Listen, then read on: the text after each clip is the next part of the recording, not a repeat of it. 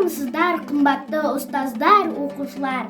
Адам баласы өзінің жан дүниесін қайырымдылықпен, қайғыны түсіне білу қасиеттерімен нығайтып шынайы өмір сүре білу керек, деп Сара Алпысқызы айтқан екен. Бүгінгі өзін ұстану пәнінің негізгі авторы Сара Алпысқызы Назарбаеваның 12 ақпан туған күніне арналған жүрекке жол тапқан мейірімді ана Сара Алпысқызы атты жібек жолы мектеп-лицейінің 2 А сынып оқушыларының құттықтауын қабыл алыңыздар.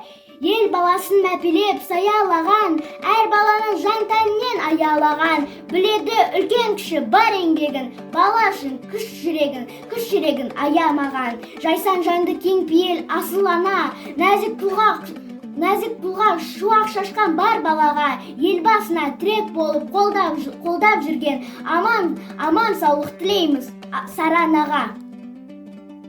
Ел үшін алар ма ана тыным, бар бөбегі астында қанатыным.